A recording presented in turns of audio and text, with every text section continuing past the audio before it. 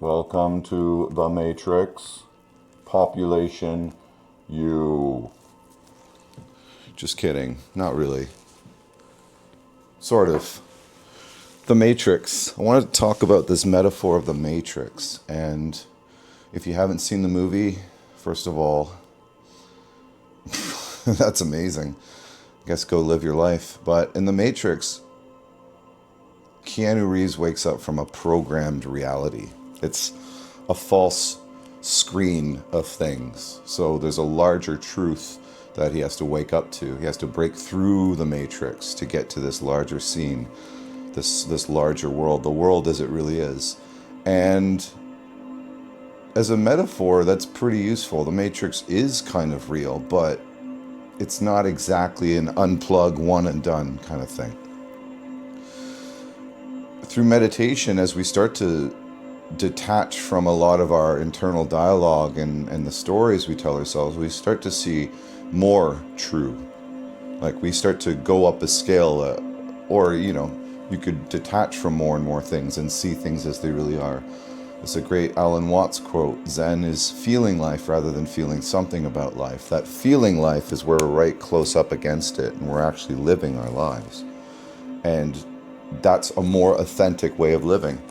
But the thing about the Matrix is it's not one and done. It's not a diploma that you get. All of a sudden you're out of the Matrix and you're good, like in the movies, in case you haven't seen it. It's not just a one-way thing. We're constantly going in and out of this Matrix. And the Matrix, in this case, is mostly thought. It's mostly our internal dialogue, what we're telling ourselves about the world rather than our direct experience of the world. We're telling ourselves stories all the time about how life is. It's like this, so these kind of people are like this. And our mind's an incredibly powerful tool, but the problem is that the tool is using us. Our mind uses us rather than us using it. So the tool's overtaken the master, so to speak. In all honesty, through my observations, and I can only speak about my own experience, 90% of the things I think aren't true. They're not true at all. They're just a reflection. They're an interpretation of things. So as we grow in meditation, we use the tools rather than tools using us. So we detach from them. We release from them. It's a training, and it's a muscle that we build up. One of my favorite Zen masters, everyone has a few, Dogen called this the step backwards. Dogen was a badass, man. But this language, a step backwards, is so incredibly helpful. So let's say I'm at the store and I'm in a line up to pay for my groceries. And the line is taking a long time because there's an older lady who's counting out her change. I get very impatient. I don't feel considered. I want her to hurry up. I want to get out of here. So I'm starting to get identified with this. Identified is an important word. I'm identified with my annoyance. I am annoyed. I am frustrated right now. So it is an identity that I take on. What Dogen talks about is taking the step backwards from it. There's frustration, yes, there's annoyance, but it's not me. It's something that I'm with temporarily, but I don't have to make my whole identity about it. Very, very important. That's breaking out of the matrix. The matrix that is forced upon us by our emotions and our thoughts, and it's involuntary most of the time. So there's no choice, there's no control, but we can slowly, by taking the step backwards, by coming into our body, by using our breath, we can disidentify from that. We can break out of that matrix. It's a life changer. And that's really what meditation is for me. That's what the training affords us to do. So the greater truth of who we are is the self in this moment, our body and our breath. I might not know you watching this, but I can tell you something that is always going to be true for you without knowing who you are. It's your body and your breath in this moment. Coming back to self in this moment is always true, and it's always there. It's coming back to it. So we remember ourselves in these moments.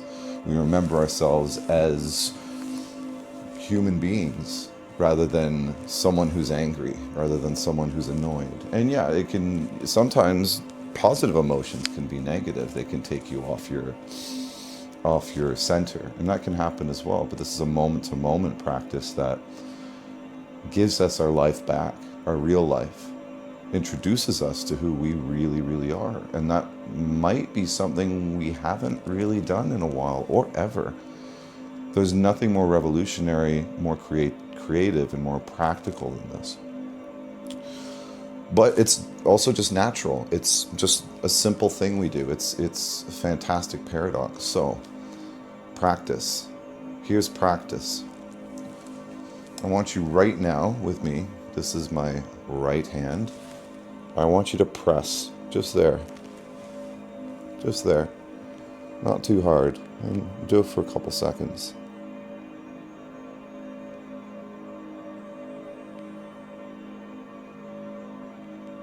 Did your mind stop? Did your mind slow down? Mine did. This is an acupressure point I was taught by a Qigong teacher years ago, and it gives you a little taste of your being, of who you really are, a little gap in the thoughts, just by doing that. You can do this anywhere, but are you going to remember it? That's the key. That's one of the interesting parts of these things. We forget ourselves all the time. That's why it's not one and done. That's why it's not, oh, all of a sudden I had this burst of being and realization and boom, I put the diploma on the wall. It's not how it works.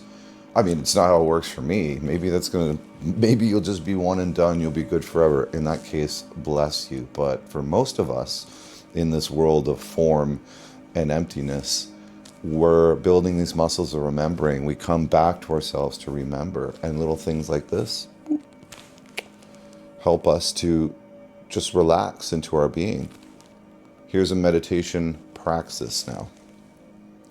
You're going to sit comfortably.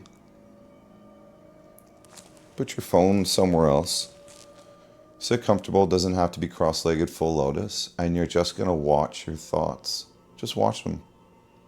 And every time you think something, you're just going to label that. Not good or bad, you're just labeling it thinking. The content of the thoughts, irrelevant. You just sit, I get a blah, blah, blah, blah, blah, and I say thinking.